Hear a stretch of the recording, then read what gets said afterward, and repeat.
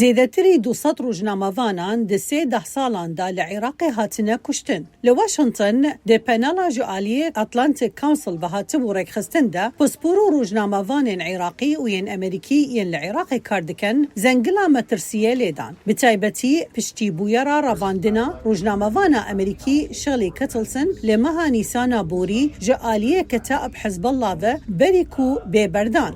Our goal is to highlight Armanja me ewa ku em balê bikişînin ser gefên li ser medyayê li Iraqê bê taybetî ji aliyê komên ku ji hêla Îranê ve têne piştgirîkirin. Hûn dizanin Iraq cihekî pir metirsîdar e hem ji bo rojnamavanên herîmî û hem jî ji bo biyaniyan. Ji bo rojnamavanên Iraqî rewşa kesên ku hewl didin rastiya li ser komên çekdarên li Iraqê bidin xirabtir e.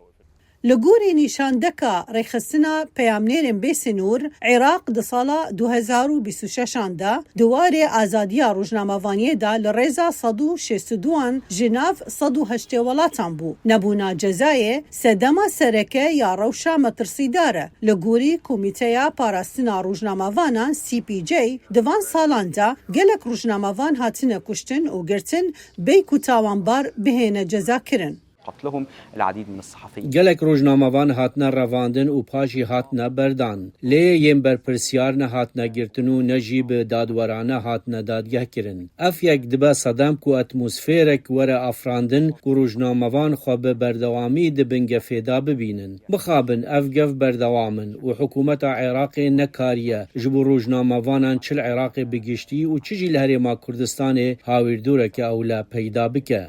Ji bo afrandina jîngeheke ewle ji rojnamevana re Iraq pêtivî bi reformên siyasî yên rastîn û bicihînana destûrê heye. بۆ باشکردنی ئەو دۆخەی کە ڕۆژنامەنووسان کاری تیاکەن لە ڕووی ئازادیەوە لە ڕووی سەلامەتیەوە لە ڕووی دەستگەیشتن بە زانیاریەوە عێراق پێویستی بۆیە کەش و هەوای حکومڕانی بە شێوەیەکی گشتی لە عێراقا باشکات.